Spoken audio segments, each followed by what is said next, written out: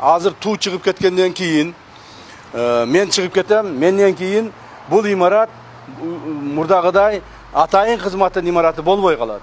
Бүгүн 31 май 2025 жыл биздин улуттук коопсуздук мамлекеттик комитетинин эски имаратын, штаб-квартирасын тапшырып, бүгүн жаңы имаратка көчүү алдында турабыз. Ошол эски имаратты тапшыруу алдында мен сиздерге уруксат бердим, интервью бергенге, маек бергенге. Себеби дегенде, ушул имаратта мен иштегенден бери, мына 4 жыл 8 айдан бери биринчи жолу жана акыркы жолу маек берип атам, интервью берип атам.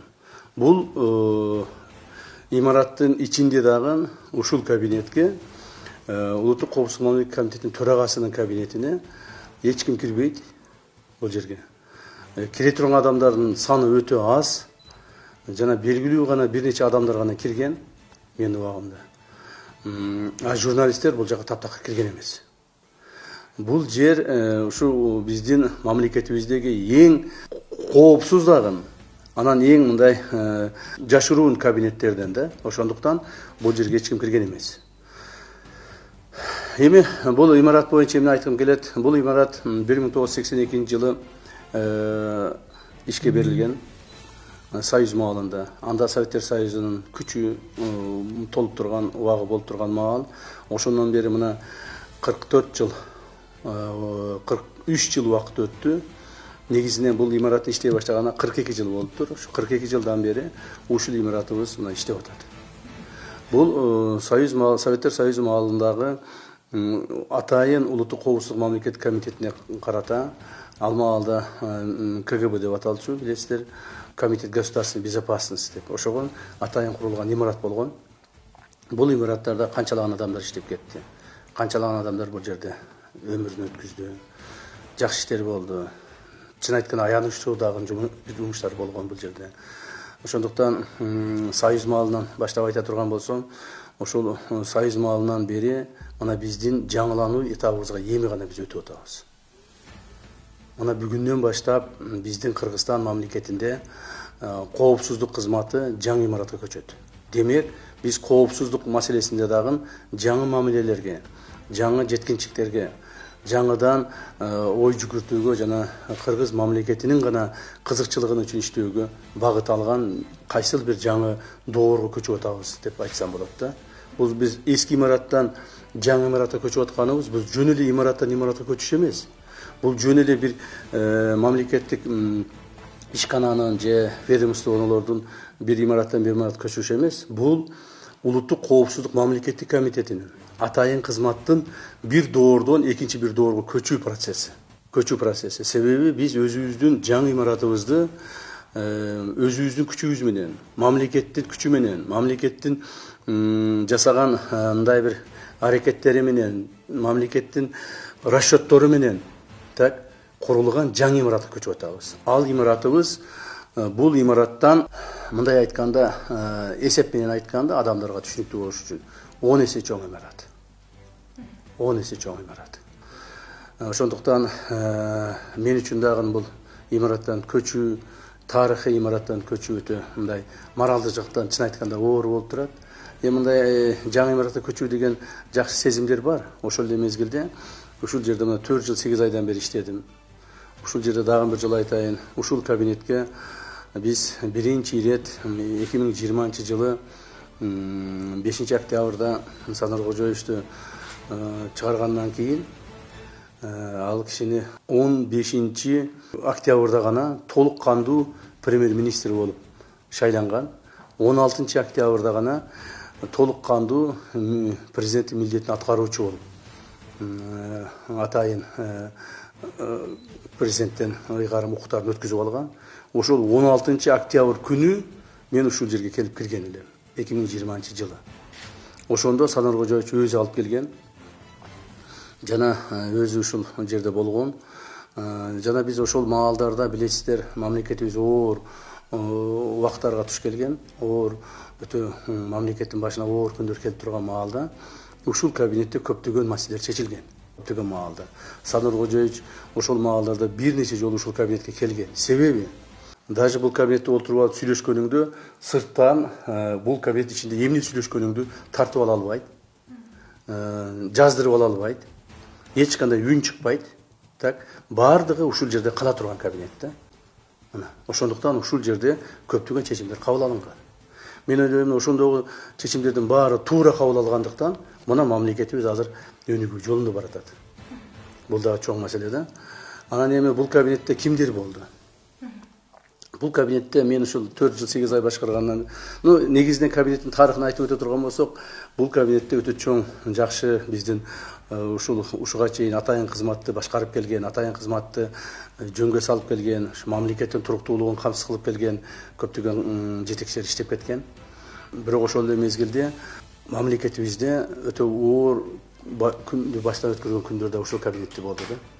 Так, ошол маалда дагы мына мен айтып коеюн, 3 жолу төңкөрүш болгон күндө дагы билесиздер, ак үй, көк үйлөрү жана башка мамлекеттик органдар бүт эле мамлекеттик органдарга кирип ошолорду башкарып алышкан. Бирок бир гана мамлекеттик орган 3 революцияда тең эл ушул ишканага, мекемеге, ушул мекемеге кирген эмес. 2010 жылы попытка болгон, киргенге аракет болгон. Бирок аны ушул жерде иштеген кызматкерлер токтоткон. Башка маалдарда бир дагы адам бул жерге кирип, бул жерде тополоң салып, же бул жерде кайсыл бир имаратка зыян келтирип, документтерге зыян келтирилген эмес. Демек, дагы бир жолу айтып кетейин. Бул имарат коопсуздук кызматынын имараты. Бул эң коопсуз, сакталган, бекемделген жана мунун ичинде ушул имаратка өзүнүн антына мамлекеттин алдындагы мыйзамдарга берилген кызматкерлер иштеп келген. Ал эми бул жерге кимдер келди? Менин убагымда, ушундагы айтып коеюн. Бул жерге менин убагымда өтө эле аз адам келди.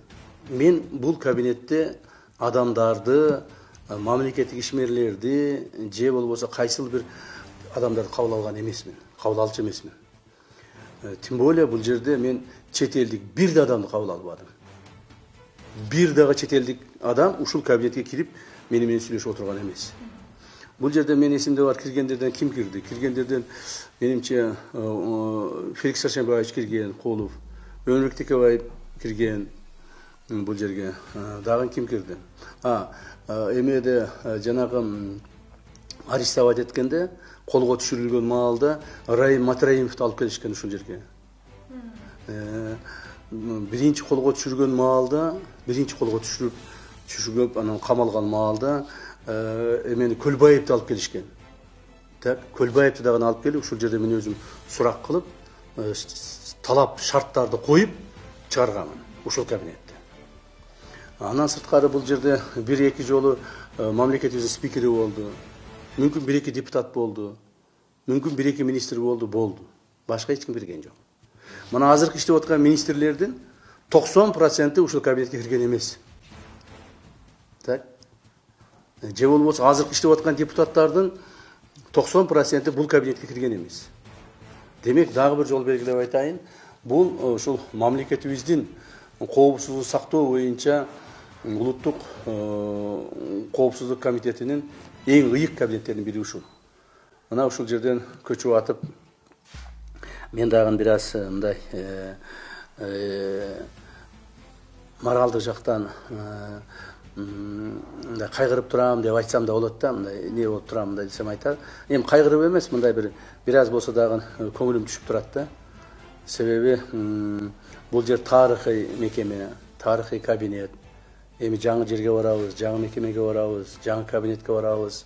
Ал жерде жумуштарыбыз кандай болот? Мен ойлоймун, ал жерде да жумуштарыбыз жакшы болуп, мындан ары мамлекетибизди өнүктүрүүнүн жаңы багыттарын, жаңы ыкмаларын колдонуп, эгерде ушуга чейин бул жерде ушул имаратта мен дагы айтып коеюн, көптөгөн мамлекеттик ишмерлер да камалган. Бул жерде президенттер отурган. Ушул камакта, ушу биздин мекеменин СИЗОсунда. Премьер-министрлер отурган, спикерлер отурган, депутаттар отурган, министрлер отурган, көптөгөн мамлекеттик кызматкерлер отурган. Мамлекеттик кызматкерлер боюнча айтылгандачы. Ушулардын баардыгы ушул жерден отуруп чыккан имарат. Эми жаңы имаратта андай болбосо экен деген оюм бар. Андай болбосо экен. мамлекеттик жетекчилери, мамлекетти башкарган жетекчилерибиз ушундай чоң мыйзамдарды бузбаса экен, так, ушундай чоң мыйзамдарды бузуп, ушундай бир коопсуздукка шек келтирбесе экен, жана жаңы имаратыбызда биз ушул террористтер менен, экстремисттер менен, чыккынчылар менен, мамлекетке зыян келтиргендер менен жана мына кылмышкерлер менен гана күрөшүп, ошолорду тартипке салып, ошолордун мамлекеттин ички сырткы коопсуздугун камсыз кылып гана иштесек экен деген үмүтүм бар да. Бардык мурдагы жаман нерселер ушул жерде калып кетсин. Биз эми жаңы жерге барганда жаңыча иштейли деген оюм бар. Урматтуу Камчы Кыдыршевич, өзүңүз айтып атасыз, мына жаңы жерге көчүп атабыз деп, бир нече айдан бери дагы ушул убара-келчилик болуп атса керек, имаратта көчөбүз деген. Анан ушул кызматкерлердин сезимдери кандай болуп атат, байкадыңызбы? Мен эми ушул акыркы көчөбүз деп, биз эми жаңы имаратка көчүү маселесин уже көп айлардан бери, көп жылдардан бери коюп келатабыз да. Анан аган даярдык кылып келатабыз. Моралдык жактан да, физикалык жактан да даярдык кылып келатабыз. Бирок акыркы мына ушул көчүүгө бир апта калганда бардыгыбыздын мындай ички сезимдерибиз өзгөрүлө баштады да.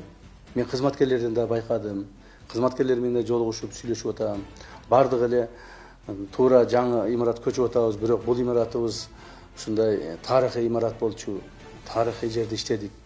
Ушул жерде кээ бир биздин кызматкерлерибиз мына 20 жыл, 30 жыл, 35 жыл, 40 жыл иштеген кызматкерлерибиз бар.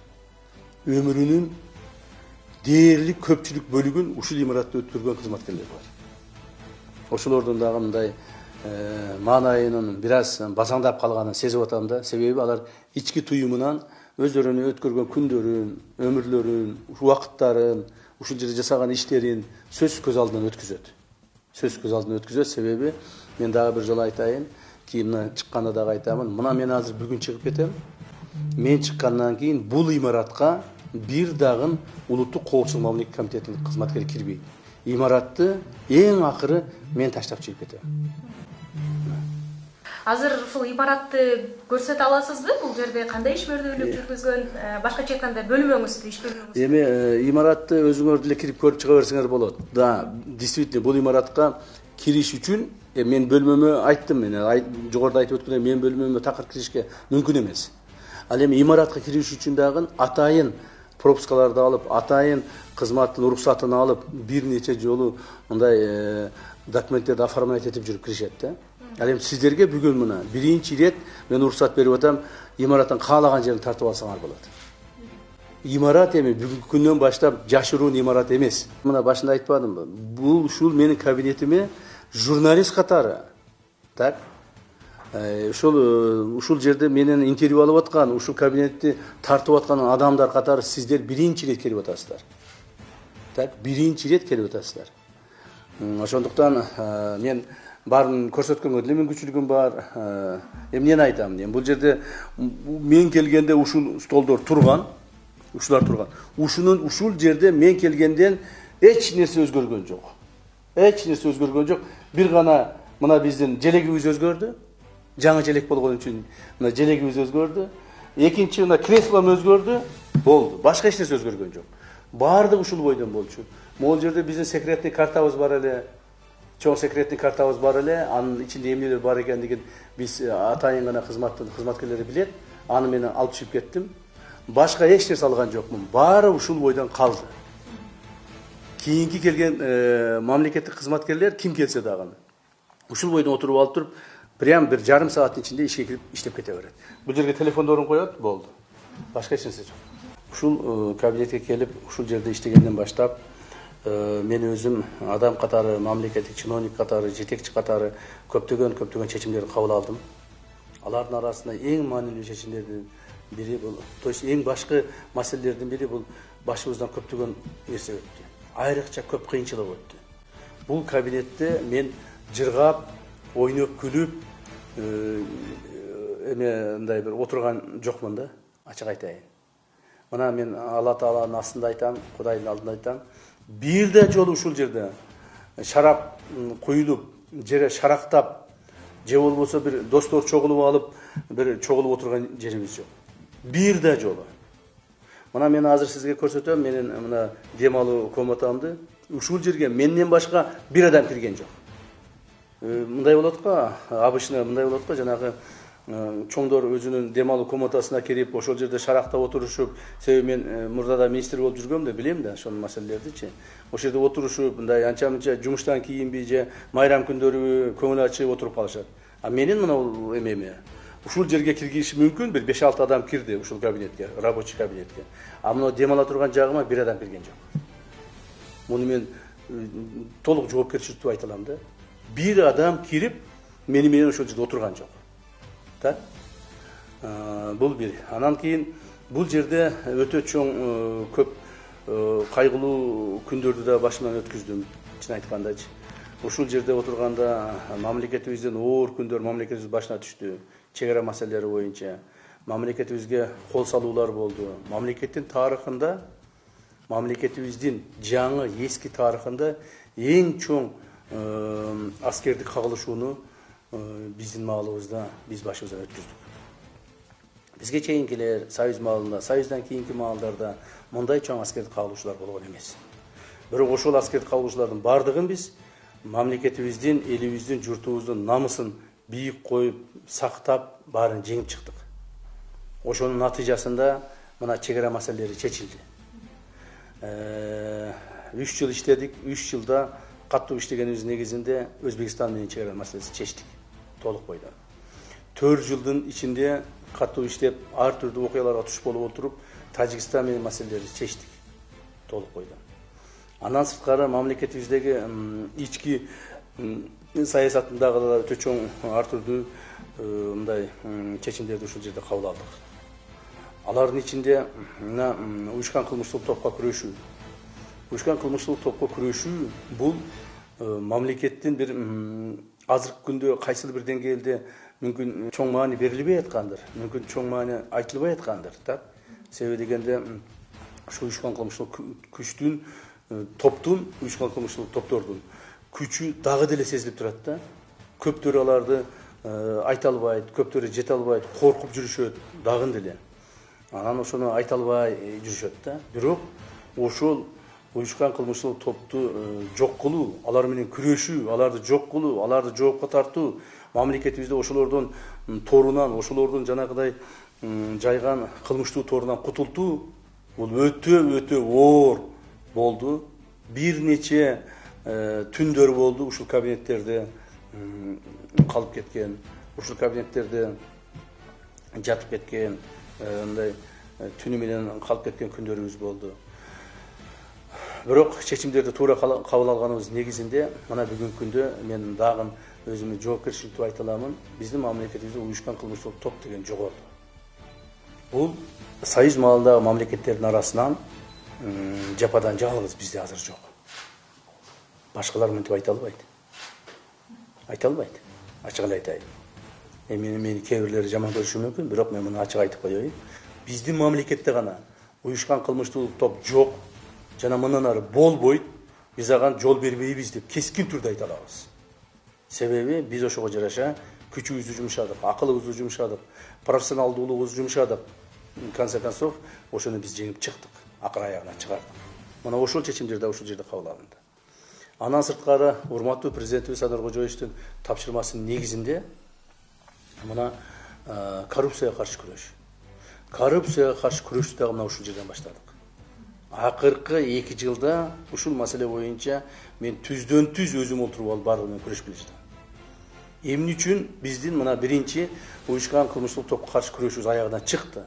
Себеби биз алар менен мындай по-настоящему күрөштүк да. Бизге чейин деле айтып келишкен. Ой, биз күрөшүп атабыз кылмышкерлер менен. Ой, аз айтып койдук, тигини камадык, муну камадык деп.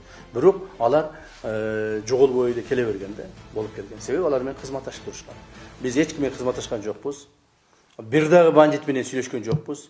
Бир дагы кылмышкер менен кайсыл бир мындай сделкага барып сүйлөшүп, алар менен маселе чечкен жокпуз. Баарын мыйзам чегинде бардыгыны жоопко тарттык. Жоопко тарттык. Чын айтыш керек, ошол жоопко тартуу мезгилинде кайсыл бир кылмышкерлер каршылык көрсөтсө, аларга дагы мыйзам чегинде курал колдонуу негизинде жок кылынган убактар да болду. Ал чечимдерди биз кабыл алдык ошол жерде. Так. Эми мына коррупцияга каршы күрөш боюнча.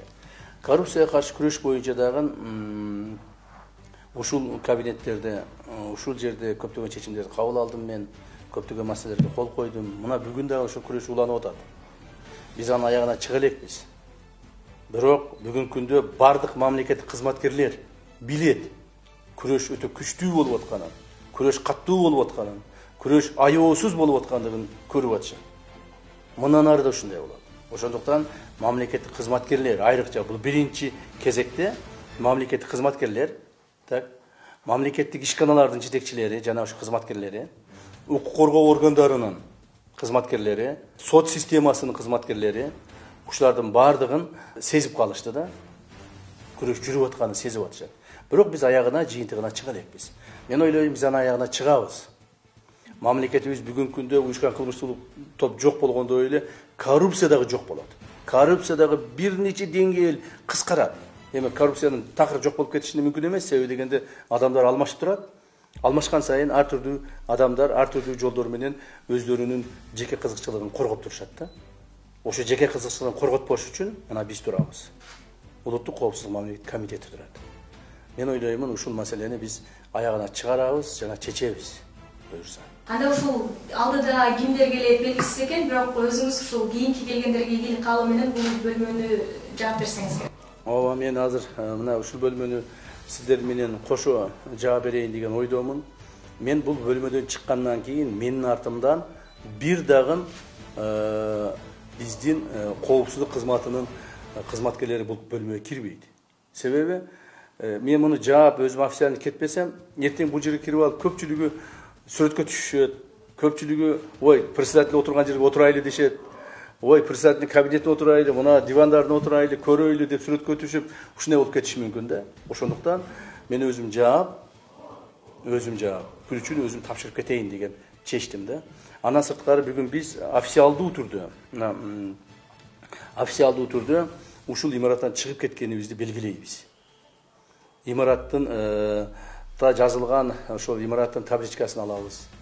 Биздин улуттук коопсуздук мамлекеттик комитетинин боевой туз деп коет, жанагы туубузду бул жерден алып чыгабыз. Так.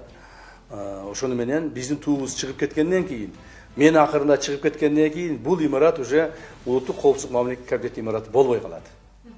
Бул уже мамлекеттик ишкананын имараты. Муну урматтуу президентибиз каяка берсе, ошол жака иштеп калат. Мына ошондуктан эгерде сиз кааласаңыздар мен анча-мынча жерди көрсөтүп коеюн, Мына мен бая айтып өттүм эле. Мына биздин терезелер бардыгы булар баягы зуук өткөрбөй турган, туура аларды биз баарын чечип кеттик. Эми башка жака апарып коебуз да. Алардын баарын чечип кеттик. Эми бул жагын көрсөтүп койбойм. Мына бул жерде бул жактан баштайлы. Мына бул жерде менин ушу кичинекей мына диван эмем жана жатаканам болчу ушул жерде. Ушул жерге мен жатап элем. Баягы эме кылганда, кечине калып кеткенде жана башка болгон маалдарда ушул жерде эле жатып алат элем. Мо дивандарды алып туруп эле. Молорду алып туруп эле. Мондаларды алып туруп эле ушул жерге жатып алат элем. Мына. Ушул дем ала турган комнатам эле. Мына ушулар ушу бойдон калып атат, баары калып атат. Мен бая жана башта айткандай бул жерге бир да адам кирген жок. Сиздер биринчи жолу кирип атасыздар. Мен өзүмдөн башка эч ким кирбейт эле бул жакачы. Мен бул жерде мына мен санузелим бар. Мына. Санузелим бар эле, буларды баарын калтырдым. Эч нерсе алган жокпуз, баарын калтырдык. Мына светти өчүрдүм, чыктык. Болду бул жерден. Бул жак болсо менин кухням болчу. Мына. Кухням эле бул жерде мына. Кухнябыз кичине гана, өзүм гана отурдум бул кухняда. Ушул жерде мени менен чай ичкен чын айтканда эч ким болбоду окшойт. Өзүм гана отурдум ушул жерде. Мына бул жерде 3 эле адам батат. 3 эле адам батат, кухням. Бул жерде чай ичем, всё. Башка эч маселе жок. Мына биздин холодильнигин мен бери көрсөтүп коеюн. Холодильнигимде баардык жер жемиштер калды. Бул жерден да свет өчүрөйүн. Чыктык, болду, кеттик. Бул жерден эшигин жабайын, мына болду эми. Бүттү. Мына өзүмдүн дем алуу комнатамды дагы мен ушу акыркы жолу көрүп карап атам. Бул жерден свет өчүрөйүн, чыктык эми. Так. Эми мына.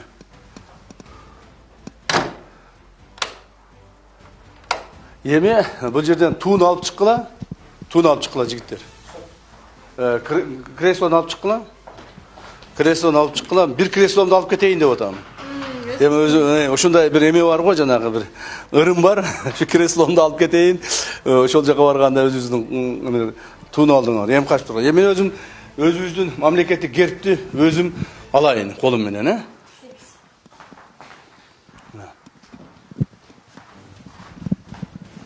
Bismillahirrahmanirrahim. Hoppa. Mana. Alып чыккыла. Alып чыккыла. Всё. Так. Эми дагы нем калды эми. Башка эч нерсем калбады. Мына бул жак биздин эме болчу. Мына бул жерде биздин ушул жерлерде баарында мындай охранный маселелер бар болчу. Булардын баарын алып кеттик. Эч нерсе калбады. Бүттү эми бул жер. Так. Эми бул жер секретте эмес да, баарын көрө бересиңер, тарта бересиңер. Yükselayin. Svetli öçürüyün, ne? Oldu. Çıktık. Bu yerden.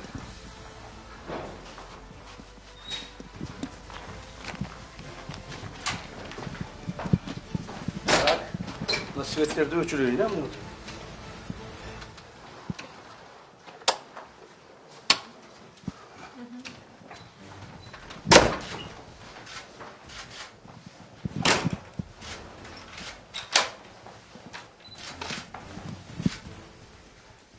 Pijatı basma. Pijatı ap gele bas. Pijatı bas.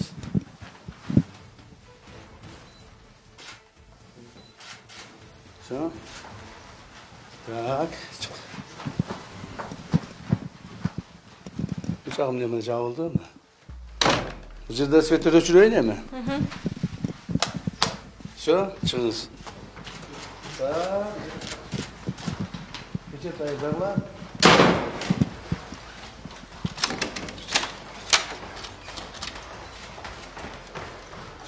Bas.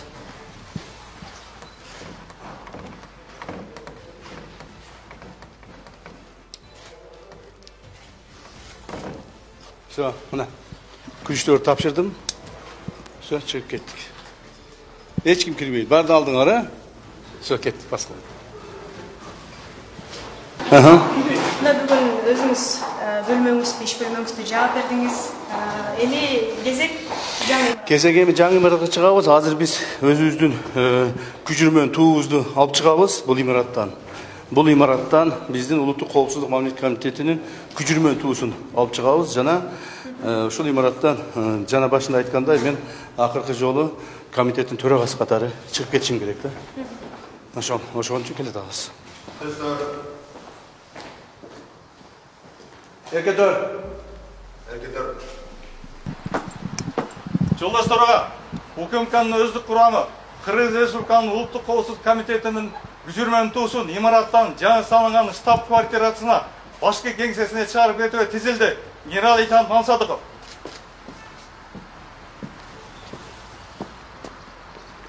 Саламатсыңарбы жолдаштар? Эркентөр. Эркентөр. Саламатсыз. Жақсыбы. Урматтуу кызматкерлер, урматтуу улуттук коопсуздук мамлекеттик кызматынын жетекчилери, бардыңыздарды ушу бүгүнкү биздин имаратыбыздан улуттук коопсуздук мамлекеттик комитетинин имаратынан улуттук коопсуздук мамлекеттик комитетинин күчүрмөн туусун алып чыгуу үчүн тизилдик бул жерге. Мындан ары биз бул имаратты тапшырып чыгып кетип атабыз. Биздин мамлекетибизде эми улуттук коопсуздук мамлекеттик комитетинин жаңы штаб квартирасы болот, жаңы имараты болот. Мына азыр туу чыгып кеткенден кийин мен чыгып кетем, менден кийин бул имарат мурдагыдай атайын кызматтын имараты болбой калат. Бул имарат эми мындан ары мамлекетибиздин мамлекеттик имарат гана болуп эсептелип калат дагы. Урматтуу президентибиз кайсыл мекеме ишканага берсе, ошол мекеме ишкана келип колдонот. Эми бүгүнкү маселе боюнча дагы бир ооз айтып кетейин. Биздин улуттук коопсуздук мамлекеттик комитетинин атайын кызматтын жаңы доору башталып атат. Жаңы кызматтык доору башталып атат. Биз мындан ары жаңы имараттарда атайын түзүлгөн жаңы шарттарда мындан да көбүрөөк, мындан да күжүрмөн, мындан да ийгиликтүү болуп мамлекетибиздин коопсуздугун сактоого милдеттүү болобуз. Туура мен баарыңыздарды түшүнүп турамын. Өзүм деле ошондой сезимде турамын. Бир жагынан ностальгия болуп, имаратты таштап чыгып кеткибиз келбей, кээ бириңер кыздар кыйлап, кээ бири мындай кызматкерлердин баардыгыңар жүрөгүңөр толкуп турган кез. Мен ойлойм, ушунун баардыгы жакшылыкка болсун. Жакшылыкка болсун. Кудай буйрса, жаңы жерде жаңы муунду тарбиялайлы. Жаңы Кыргызстаныбызды кура турган, эртеңки келечегибизди аныктай турган, мамлекетибиздин коопсуздугун толук бойдон сактап бере ала турган жаңы муунду биз тарбиялап өстүрүп кетишибиз бул биздин негизги милдетибиз. Ошондон баарыңыздарга, ушул жерде кызмат кылганыңыздарга рахмат, ыраазычылыгын билдиремин. Жана ушул имаратка өзүмдүн атымдан, жетекчиликтин атынан ушул имаратты мындай мындан ары да мамлекеттик кызмат кылуусун каалаймын. Рахмат баарыңыздарга. Улуттук коопсуздук мамлекеттик комитетинин күжүрмөн туусун имараттан алып чыгуу процессин баштаңыз. Жарайт. Күжүрмөн тууну баштоочу взвод, алдыга. Түздөн, түз тур. Кыргыз Республикасынын улуттук коопсуздук мамлекеттик комитетинин күжүрмөн туусу чыгарылсын. Түздөнү күжүрмөн тууга.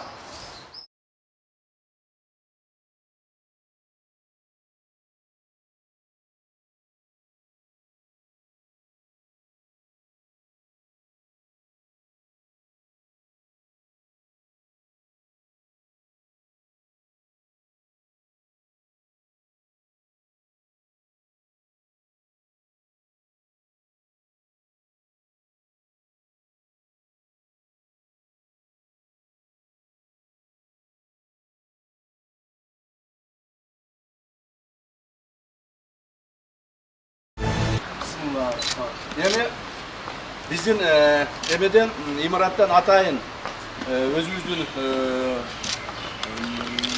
табличкабызды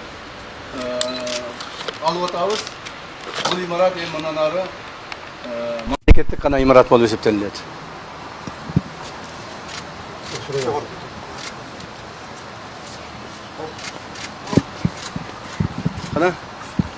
Мына.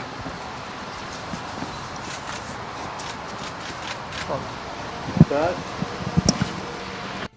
Жолдошторго өзү курамды жаңы башкы кеңсеге чыгып кетүүгө уруксат бериңиз. Уруксат. Жарайт. Оң, солго. Кадам.